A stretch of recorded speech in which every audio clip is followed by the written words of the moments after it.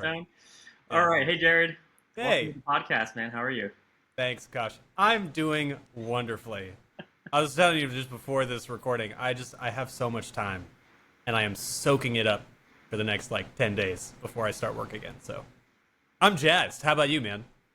I'm doing great. I'm doing great. Can't complain. Um, I'm excited. I'm excited to talk to you. I haven't seen you in person in a while, so it's always nice to chat, and we get to do it over a podcast today. Yeah. It's been a while. All right, man. So let's. Why don't we start with a? I'm gonna start with a just like a hard hitter of a question, Hmm. and we'll see where it goes. So, what is one thing in life that makes you feel the most alive?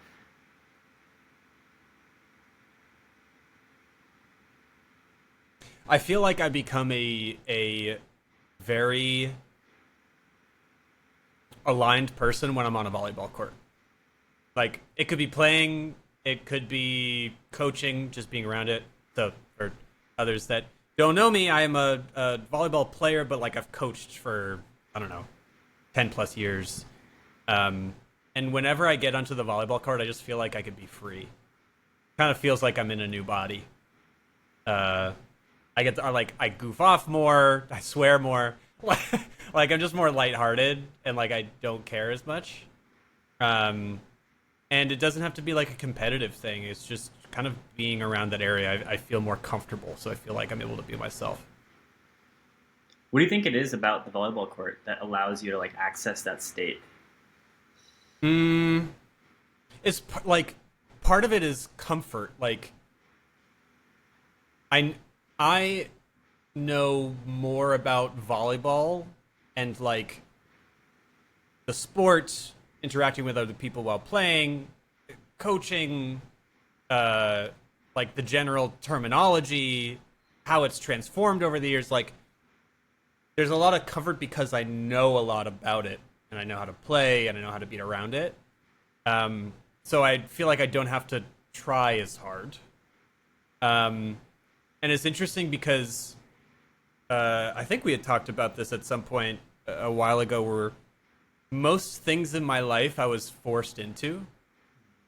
And I didn't like most of those things. But volleyball was one of those things that I was forced into from a young age, and I ended up really, really liking it, and just something about it stuck after like a few years, and then just ran with it. Maybe it's a level of comfort and depth and mastery or whatever, but something jived, and it just stuck. Yeah, it's funny because I have a very similar experience with basketball. Mm. Not so much these days because my body cannot handle it anymore, but definitely The body, man. getting old, right? But Yeah. definitely in my teenage and like 20s, it was the place where I felt the most me because, Mm. and it was because I felt like I had a comfort. And I mean, mastery is a big word. I don't know if I'd call it mastery, but like definitely I was confident on the court in ways that I Mm. don't think I was in other places in my life. And I think that lends to being able to just be exactly who you are, right? Kind of having Mm. that, because you don't have to be anyone else. Like when you're confident, you kind of just are comfortable in your skin.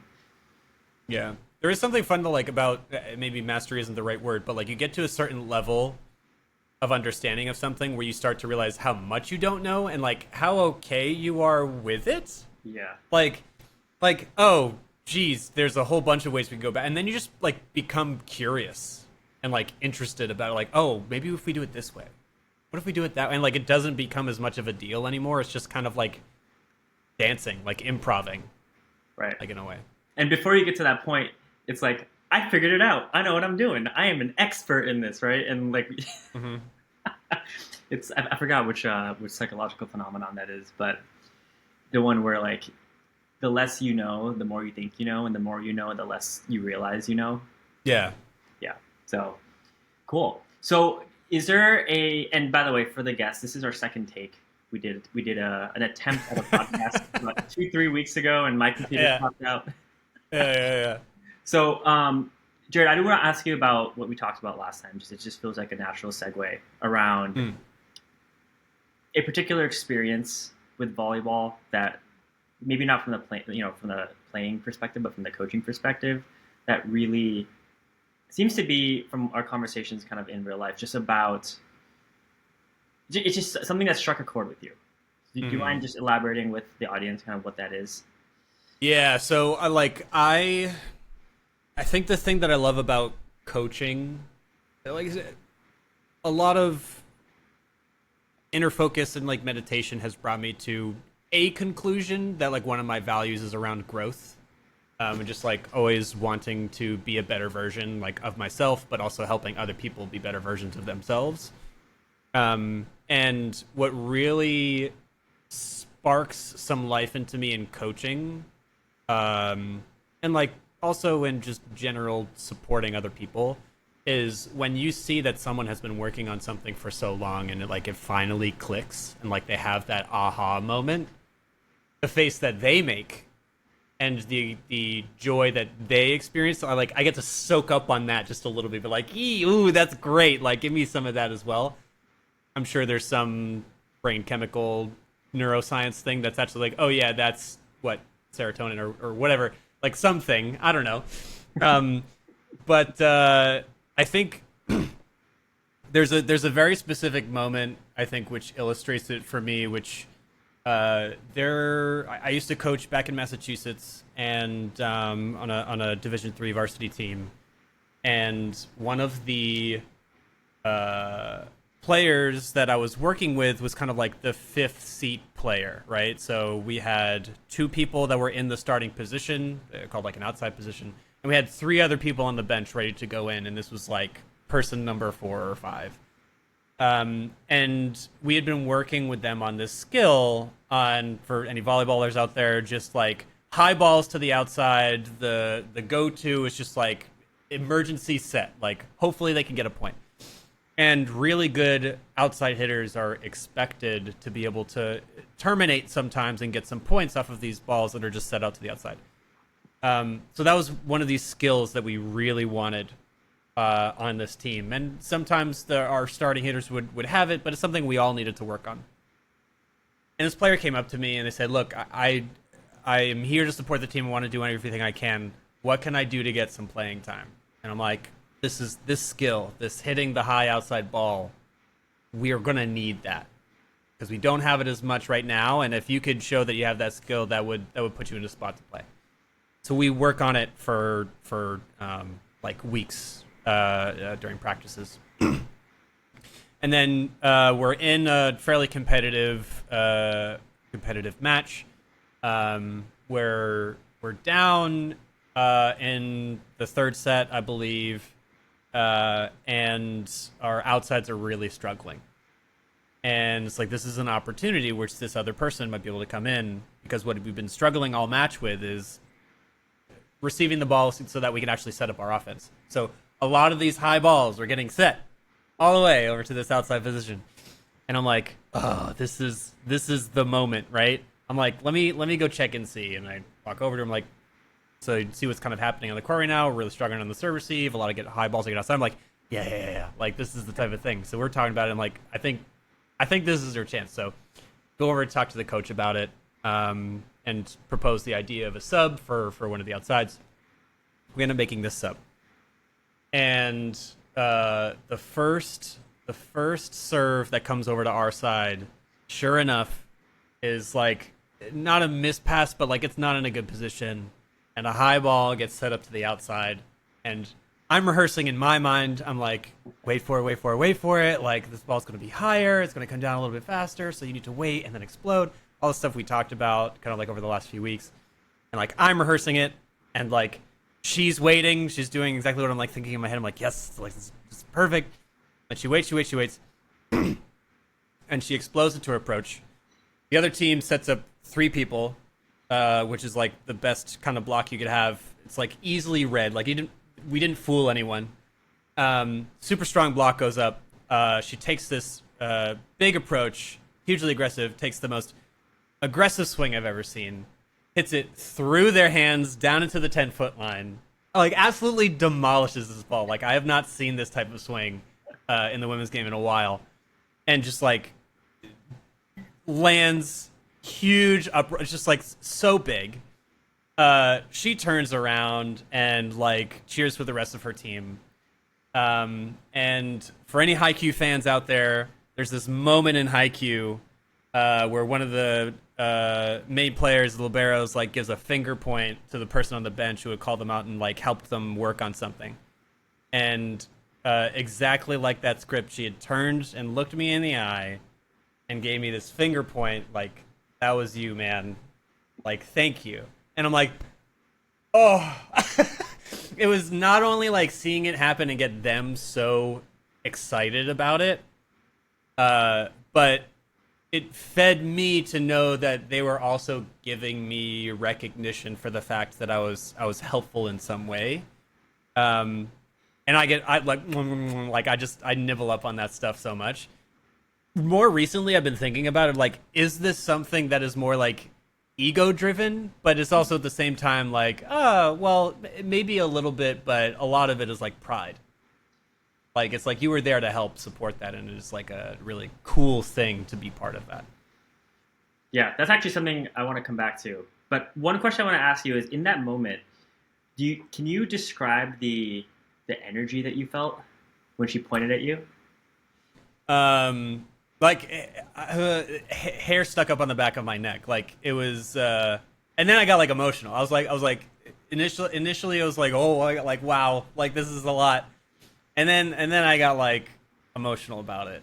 So I'm like, yeah, like that is so cool that someone in the heat of the moment where they deserve all of this glory, that they would even consider turning to someone being like, that was you. One, I think that's hugely awesome of her character, of like, you know, very aware and like grateful, but also just like present of all of, I don't know. I don't know. Like it was yeah, it sparked me up. Yeah, I think about that moment a lot. Yeah, I mean, I can feel it off of you. And every time, this is like the third or fourth time you told me the story, and every time, like, yeah, you have this same energy and excitement, recounting what happened.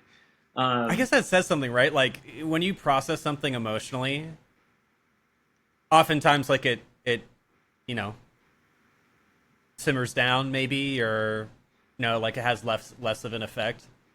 I wonder if there are just those things, like if something speaks so true to you that will, it's just like an ever giving well of like energy. I don't know. Like, that's what I feel like it is for something. At least that's what it's felt like for me. That's why I always think about it. It just like it keeps on coming up, and it's just like, whew, like Yeah. just get a little bit more juice. So okay, so interesting. How would you describe its impact, like that moment?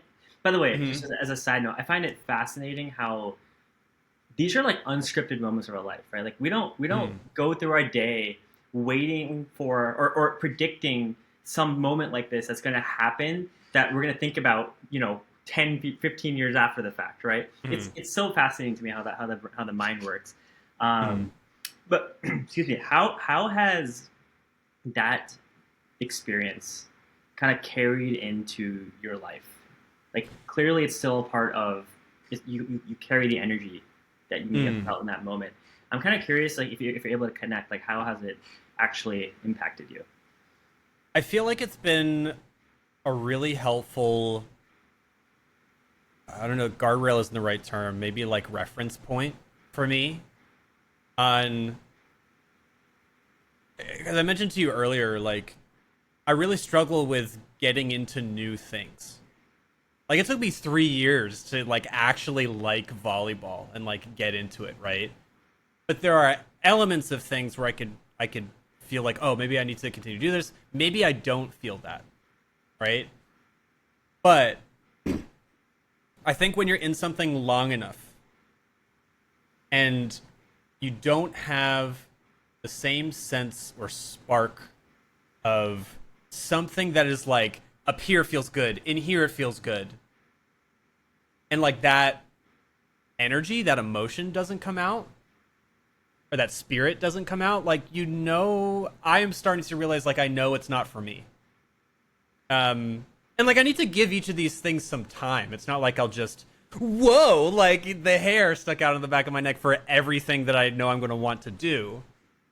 But I do think it's like, I know what good feels like. So if I'm attempting something new and I'm not moving in that direction, maybe move on. I think for a while, like, because I hadn't really identified that thing as like, oh, like I actually really align with that. Like, I'm excited about other people becoming better versions of themselves. I'm excited about being part of that journey of other people. That because I didn't really put the two dots together for a long time in my career, I kind of wandered aimlessly. I'm like, is this what I want? Like, I want to do games. Is this what I want? Like, I want to climb the career ladder. Is this what I want? Like, I want to do music production. Is this what I want? And like, I was never really sure. But now it's like, oh, I have a reference point now, and maybe some codified language that I can use to speak with both my emotions and my logic. I love that so much. That resonates so much with me. Like, you have no idea. How so? Well, it's so these days, over the last, I want to say 2-3 years of my life, and especially in the last like 6 months, I have become I've been almost studying this idea of intuition, right? Of this unexplainable energy that some things bring to us that, like, it honestly goes beyond words, right? Like, even you trying to explain to me that the energy you felt in that moment, like, I know what you told me just, in that segment probably captures 1 or 2% of what you actually felt in that moment, right? Like, it almost transcends our ability to comprehend and articulate. And to me, I find that so fascinating. And if you can connect to that in some way as like, oh, this might be a North Star for me, like that, not like, oh, I need to go find moments where my player points at me like in the middle of a game, right? But just that energy, like being aware of what that energy feels like, and then evaluating experiences in your life and thinking like, hey, how does this make me feel? What is my energetic state? I think is an amazing way to navigate through your life and really reduce a lot of, like, it's really a more efficient way to live. Efficient, but also a more full way to live, right?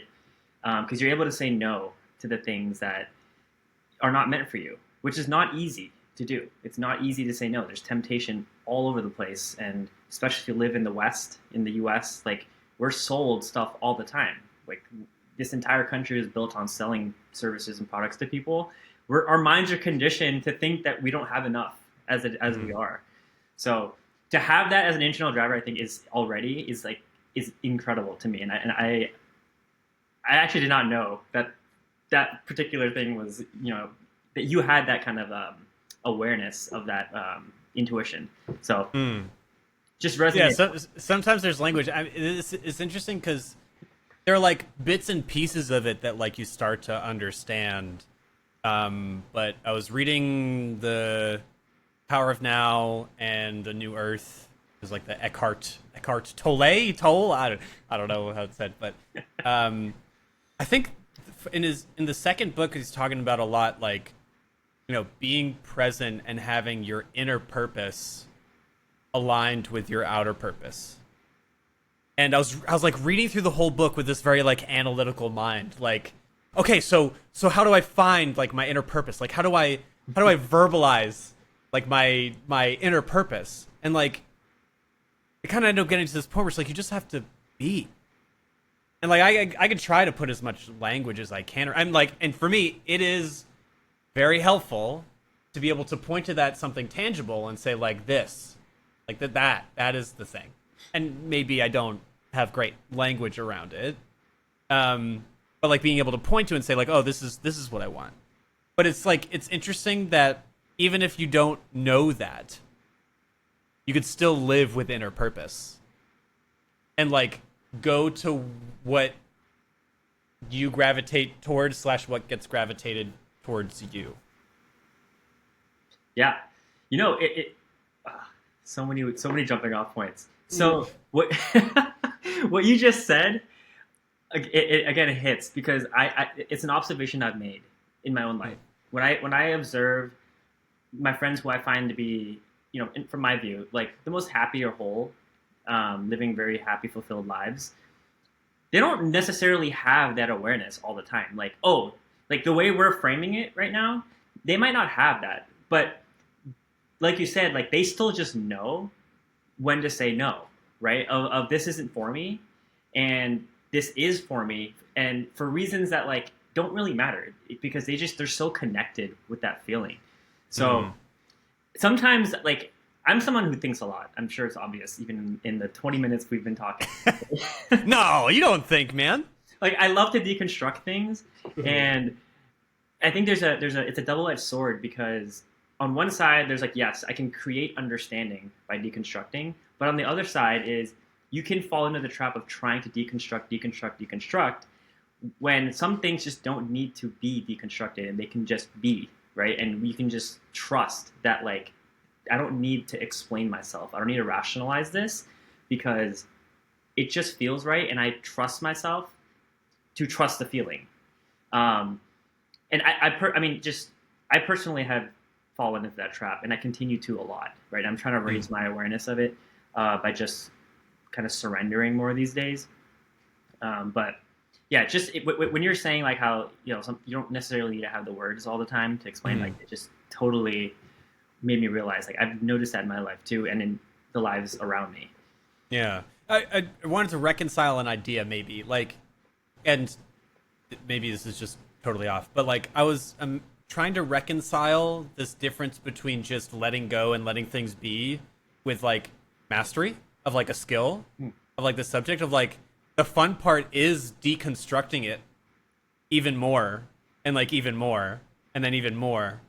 But maybe like part of it is just realizing that the more you deconstruct it, the more things become aware of things that you're unknown. Like it just gets bigger and bigger, and you're like, maybe you get to a point where you're just like, fuck it, like, right? or it's just the exercise of it is fun, of like diving in deeper. I don't know, like, how do you reconcile those two things? I feel like the more you get into something. And and let me clarify what I mean by that. The more you do something, right? So let's just take volleyball. The more you play volleyball and you keep playing and maybe you even become a coach for a team, but then you're also playing for fun. And maybe you play competitively and maybe you become a pro, maybe you don't. But let's just assume you're going down the path of becoming one of the best players in the world. I think what happens is at a certain point, it's no longer about what can my coach teach me, what can watching videos online teach me about it or whatever, or reading books about volleyball. I don't know if that's what people do to learn volleyball, but usually it's coaching, right? And eventually it becomes about what do you notice when you're playing? Like now you're the one who is like, you're no longer relying on external anything. And you're because you've already like gotten this far with that help, at a certain point you start to like create your own reality with that particular activity. And then you can deconstruct it and share your new knowledge with the world. And I think that's what some of the most, top performing athletes, whatever, do for us, right? Is they figure out on their own how to reach the pinnacle where they are. And then they can deconstruct it from there and be like, okay, I did this. Although in the moment, it wasn't like I knew what I was doing. It's a whole Steve Jobs thing of they can connect the dots looking backwards, but you can't connect the dots looking forwards, right? So that's how I would reconcile it. I'm curious what you think. All right, I like that. I mean, like, it gets to a certain point where you're just kind of exploring out into the unknown. Yeah. Through yourself. Yeah. And like, I'm assuming a lot of PhDs experience this too, where like, they're going and doing this research on this field. They're just like, oh, all right, we got to devise a plan, go somewhere, and like, they end up connecting. They have an idea of where they want to go, but like, they'll create this path forward and then like research and connect the dots going backwards. I like the way that you've described that. Yeah, cool. Okay, so I have another question for you. How do you handle moments when you feel disconnected? Historically not great. And if you have any examples to share that you're comfortable sharing, but nothing that you don't want to share, of course.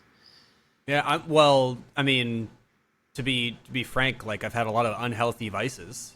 The simple ones being like uh, emotional eating. Like, oh yeah, like let's just.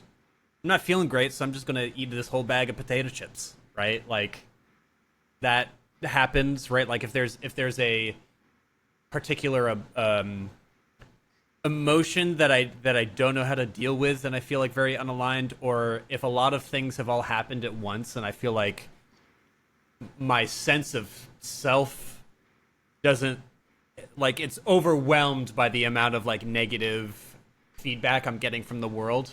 Sometimes I'm like, oh, like that's a lot, and like I'll escape into video games or movies or TV or whatever. Um, I think what I've learned to do more recently is just to kind of sit with it and like be okay with it and explore it with some compassion and like with curiosity, and usually getting to the end of that time frame with like an inkling of going back to some of my journals, or I have some sticky notes that I've put on like all these places in my apartment, on like kind of my goal, North Star relationally, which is like I'll actually give you the statement, because it's very meaty. It's a quick statement, but it's very meaty. Where it just says, "Be a loving and reliable husband who courageously brings joy and authenticity to your family, friends, and the community." And like that I've like put it everywhere in my apartment, and when I'm feeling tempted to eat my bag of potato chips, or whatever it is, like going back to that sticky note and just kind of like reading that and trying to internalize it in the moment, because when you're in that state of pain and like disarray and like misalignment, it's very hard to see the blessing that it is. And it's hard to kind of like steer yourself in the right direction and not get completely lost. So I don't have to feel better right away, but knowing that like I have this mission statement essentially for myself, on being able to be reliable, means for me that like I need to be able to stabilize properly this disarray. And like there's no, I don't know if there's necessarily a strategy to it. Maybe there are tactics. Like, yeah, I got my little notebook of buttons, like affirmations or whatever it is. But for me, I think it's just reminding myself of my overall mission and just being like okay with the fact that things aren't going great now. It's all trajectory, and it's not like, Yeah. can be ruined by any individual moment or overwhelming force of negative feedback. Yeah, it's kind of like reminding yourself to zoom out from what you're feeling in that moment, right? Mm. Yeah. So I'm kind of curious, like you have kind of these systems that you've put in place for yourself. You have this honestly really impressive understanding of how to regulate, at least the theory of it, and your I'm getting there. we're all getting there, man. Yeah. it's a perpetual work in progress for every single person alive. So, but yeah, like it sounds like you have the right guidance, self guidance, even I would say. I'm curious where that kind of began. So, like for example, there could very much be someone in your situation, maybe a parallel Jarred in another universe, who isn't able to, who didn't develop these skills and like couldn't put post-its with his mission statement all over his apartment, because he realized that would help him remember his mission and reel him out of really dark times. So I'm curious, like what was it that caused you to care enough to find out about how to best self-soothe? Yeah, I think I call it like a local minimum, but like it's commonly referred to as a rock bottom. I think most people, it is really hard to get to the point where you can make significant change for yourself outside of what you're already doing without experiencing some sort of pain or like at the very least discomfort.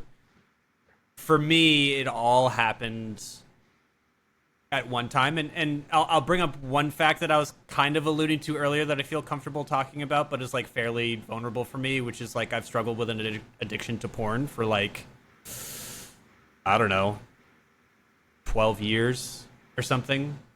And it has gotten like it got to a point. I've been talking to you about this like probably 7 months ago, 6 months ago. But, like all things just fell over at once, right? Like broke up with my partner. Was told I wasn't gonna my contract wasn't getting renewed in my job. Had like bad like family relationship struggle that like a falling out essentially. It all just like crashed down at once, and I got to this point where that rock bottom where the pain of not feeling like I had my life on track or like not feeling like I understood myself enough was more than the pain of like those events actually happening or like I like there's this threshold where the pain is enough that it's like I cannot experience this pain anymore. And it's when the physical pain of going on with your day to day like gets overcome by the pain of like I don't have any of these things. And like there's stuff that I need to uproot, and that uprooting is going to be less pain than the pain that I have right now of like all of this stuff.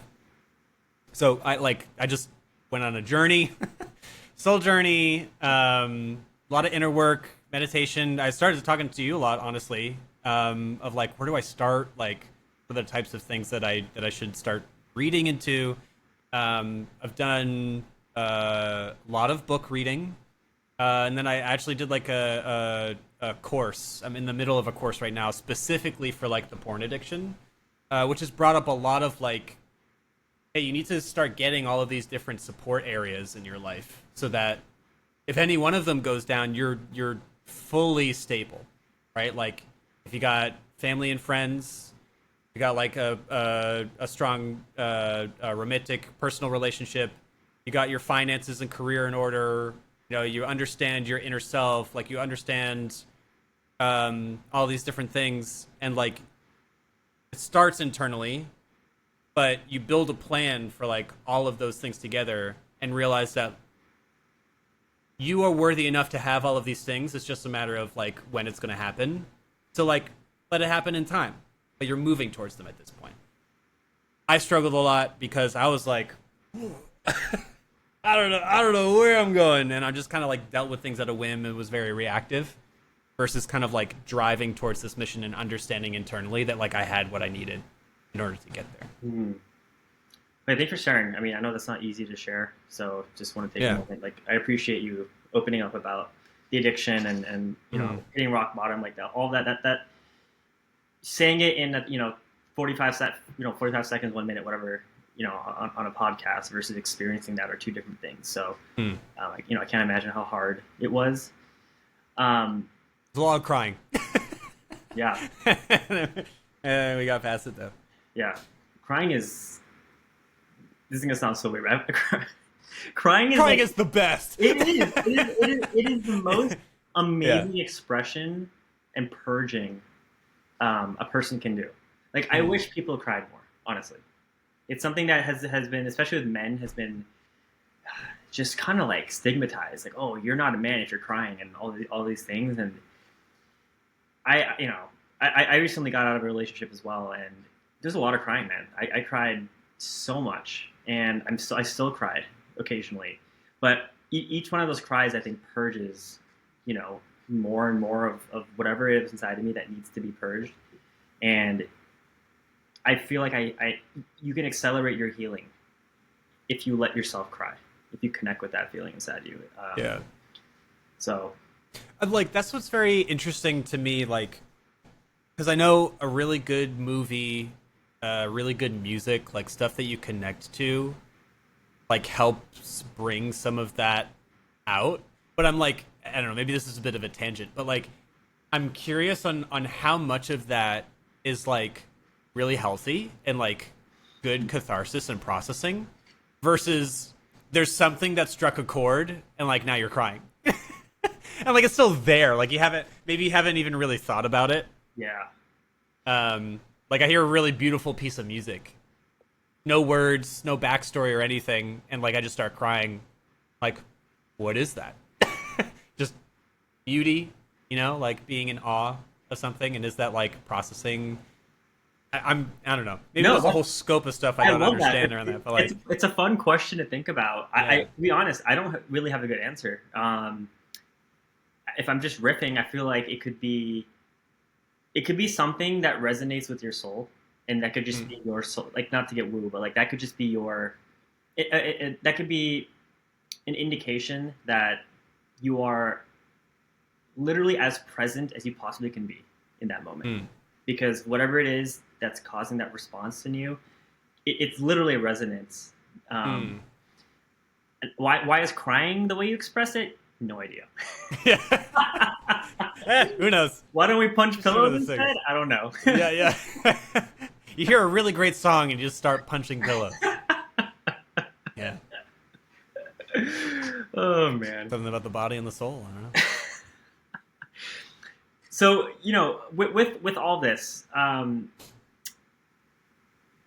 if you could give advice to someone who is struggling, and they're at their rock bottom, or their local minimum, as you said, what would you say to them?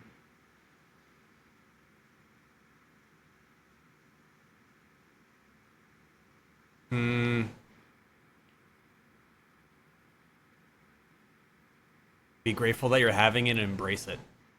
It's gonna suck.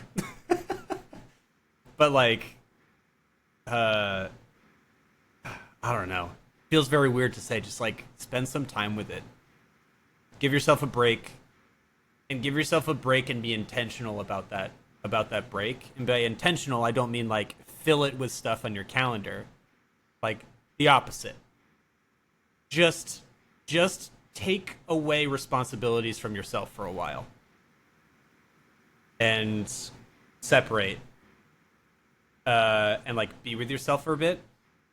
That said, I think the flip of that is like you don't have to do it alone, and you can reach out to people like when and where you feel comfortable. I think for me, like we'll call it the epicenter of it, like the first week, I was just like, ugh. Like I don't want to talk to anyone. Maybe it's a guy thing, maybe it's a me thing, I don't know. But it got to a point where it's like I started reaching out to you and just like generally sharing stuff. Reached out to my brothers, and just like talking to them and like trying to put words to some of the things that I was feeling. So I think it's okay. It's good for you. You are okay. It is like all of this stuff is not necessarily anything that is like you personally. Just take a look inside, see what's there, be compassionate to yourself, and like give it some time and space. And then really lean into connection after that. Like you're going to be doing this inner journey this whole time. You don't need to become a monk and isolate yourself for 3 months at a time. Give yourself some time. But yeah, I don't know. Balance the two of those things to your heart's content, I think. Love it. Yeah, I think basically the core there is just you got to sit with it for a little bit. You just have to sit with the suck. I love sit with the suck. Yeah, sit with the suck. I like that. All right, we're gonna make a quick detour, and then we'll kind of wrap this up. So I wanted to ask, what role does creativity play in your life, if any? Like for some people, actually, scratch that. I think creativity plays a role in everyone's life. Just maybe we don't realize that certain things we do are acts of creativity because it's not in the traditional sense of art. But in your life, like what role does it play, and how does it impact your feeling of being alive? I used to think I was not I would actually define myself by saying like I'm not the creative guy. Like I'm the vertical thinker. I'm the guy who like you give me something and I'll break it down. I won't go out into the unknown or whatever. And like I defined myself in that sense. Which from a career perspective, honestly has worked wonders. Like, just being able to be reactive and people please is a skill. But like, I think there was this whole. It really only. I only truly understood it as it's popped up over the last few months. But embracing the unknown and like molding stuff out of it, whether you want to call it manifestation or whether you're like actively creating art or like whatever it is. As you were saying, like it's part of everyone. Like everyone can do that. And I think in the last few months, seeing the evidence of it, of like, oh, I am a creative person. Like, I'm courageous. I take a look at something that I don't quite know, and I'm like able to figure it out and like be present and work through it. Whether it's like my dating life or whether it's the job opportunity that I've been given, which like freaking fell onto my lap. Like it was so frictionless. Just like all of that stuff coming together, and then also like I'm actually just doing this fun project with a couple buddies of mine. Like we're making like an indie game, and it's like there's no pressure. It's so much fun, like just brainstorming and like putting things onto a page where there was nothing before. Yeah, I don't think I'm ever going to define myself as a non-creative person ever again. Like it's just not true. But I have appreciated the skills that I've developed because I thought I was not a creative person. And I doubled down on like some of the more tactical, reactive skills. But now it's like, yeah, cool. I got that in my back pocket. Yeah. So, how for somebody who doesn't think they're creative, how would you try to make them aware of their creativity, based on your experience? It maybe I'm over specific on my case, but what I will say is that I realized after a while that I was overstimulated. Like there was too much happening in my life, and it also just it popped up everywhere. Like I mean, I'm sitting at my computer desk right now, and I have my main screen, I have my document reader, and I have my main like side monitor over here, and I would play games with buddies of mine, and my primary purpose for doing that was like to hang out with them and to like check in and see how things are going. But then even just that kind of tells you something where like in order to check in, I felt like I needed to play games with them, have them on Discord, have like some side reading that I'm doing on the left here, and I've got like YouTube over on the right. And that was like, I'm just being efficient. You know, like it's like, no, I'm being overstimulated and I'm not able to focus on anything. I think what meditation and a lot of taking space for myself has taught me is that there's a lot more to me than I thought, but I just need to get out of my own way. So it honestly, it truly, if you are at like, you know, bare minimum zero, I'm just like overstimulated, everything's wrong.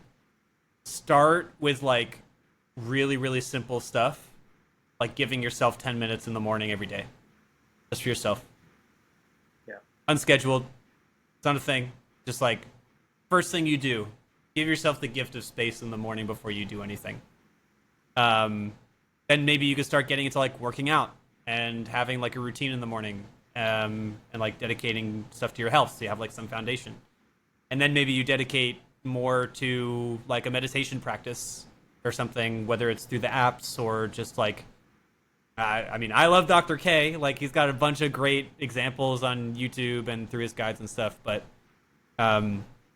yeah, there's dedicate space for yourself. Yeah, I love not that. time block, not like be the CEO of your entire life in hours, which, to be fair, I've done a little bit of. But like, stop that.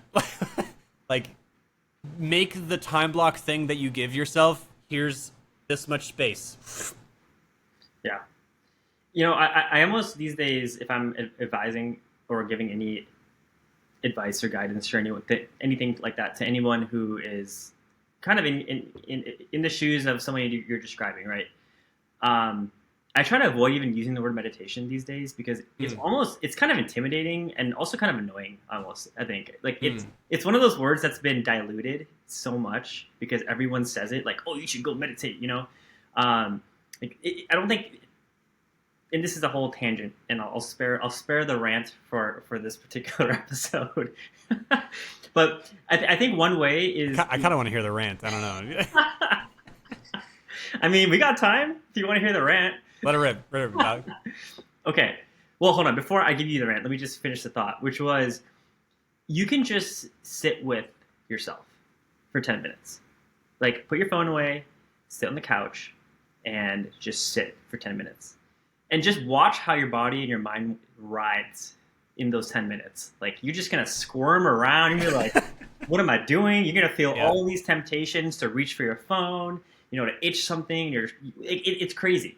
And that is a space that, Jarred, you're talking about, right? It's you're creating space between like the current of the day and what is happening in here.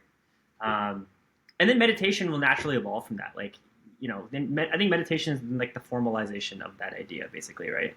And then you create a structured way to explore it more.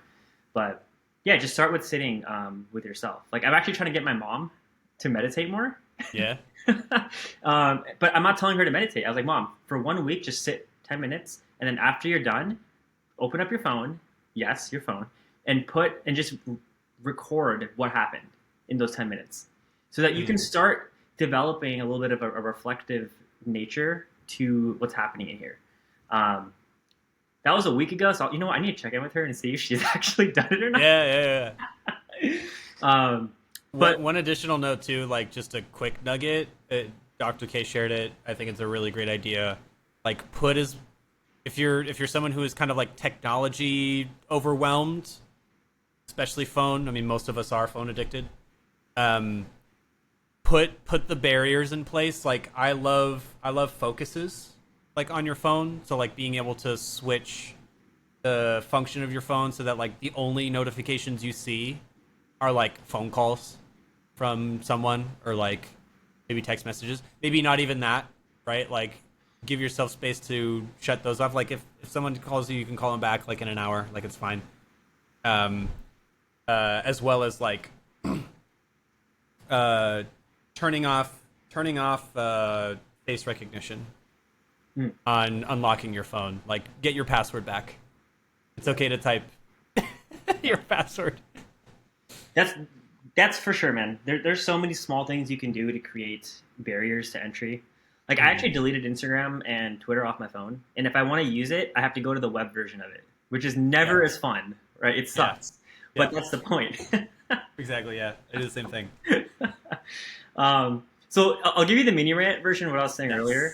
So and this is not a unique take by any means, but I feel like meditation has been stripped of its meaning completely. And by the way, for anyone who's wondering, Dr. K is a YouTuber. He has a channel called Healthy Gamer GG on YouTube. I'm a huge fan of his. I've been watching his videos for about a year and change now. You know, Jarred, I think you've been watching even longer than that. And he's fundamentally changed my life. Like, that, I owe that man so much, so much. So that's kind of who we're referencing here. And anyway, so back to what I was saying just about the meditation is like in our common discourse, right? The way it's talked about these days and how it's blown up, right? Like, I don't want to gatekeep meditation by any means. Like, Headspace and Calm and Waking Up and all these apps that have just proliferated the culture. It's great. Like, it's an amazing introduction to this, in my opinion, art form of meditating. But we've lost like the essence of what it means to meditate. It isn't just to calm your mind. It isn't about just I'm anxious, so let me go meditate because that'll make you less anxious.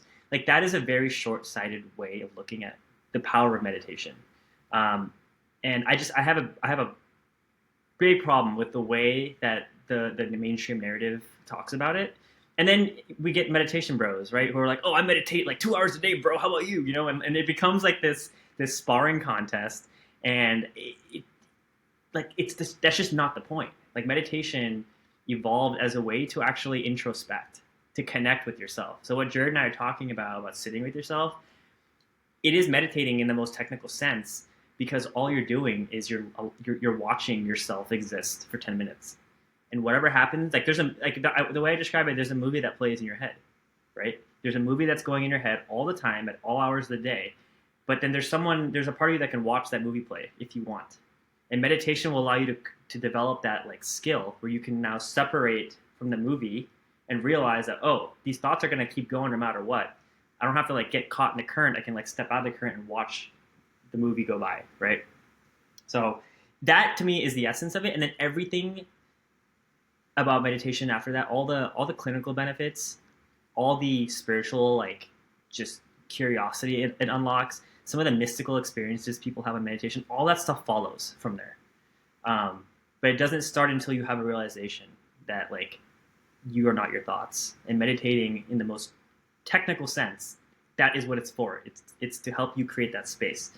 So that's it's not really a rant, but like I've heard I don't want to call anyone out, but I've just heard too much these days about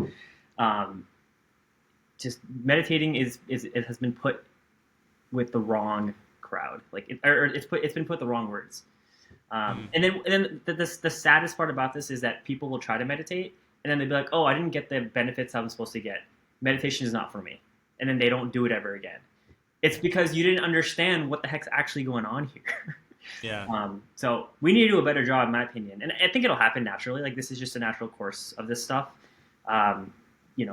Capitalism doing its thing and, trying to make money on it. But I think the culture the pendulum will swing back. And I think we will start, and we're already starting. Like I think me talking about this is, I'm trying to contribute to maybe a shift in the conversation. I know Dr. K has talked about this too. So yeah, like it's only going to help humanity if we can remember that we are not our thoughts. Yeah. Have you read A New Earth? I have not. No. Have you read the first one of Eckhart Tolle's things? Power of Now? I think it's Tolle. Tolle. I have not read The Power of Now, actually. I have it. I have not read it, though. Would recommend. Okay. Yeah, definitely. I'm always... I keep the suspense. It's one of those books that, like, I think years ago I opened it and I was like, oh, this is too spiritually woo-woo for me. Mm-hmm. And it turned me off. I had the same exact reaction. Yeah, it was like 3 years ago. It was like I was reading a brick wall. I'm like, I'm not... Screw this. And then, like, put it away. And then just this last week, it just kept on popping up. And I got the book.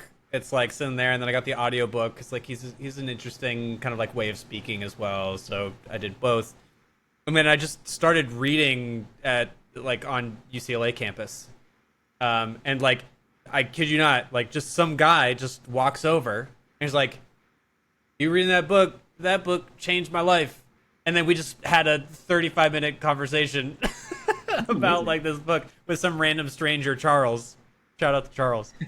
But like, yeah, it was incredible that we had this very spiritual conversation at random with some guy at a coffee shop because of this book, and then I ended up like going through and reading the book, and I'm like, oh, I get it. And then did his follow-up book. So would recommend. Great duo. Yeah. I think this is a good place to stop. I feel like we can explore a million other topics. I want to get into spirituality maybe next time if you want to come back on. Whenever you want, man. I'm down to do it. Awesome. Well, Jared, thank you so much for coming on. This is fun. I can't believe it's been 54 minutes. Of course. Yeah, no, I enjoy the conversation. I'm always happy to come on board again if you ever want to have me. Absolutely. All right, my friend. Have a good evening. All right. We'll see you later. Akaash. Bye.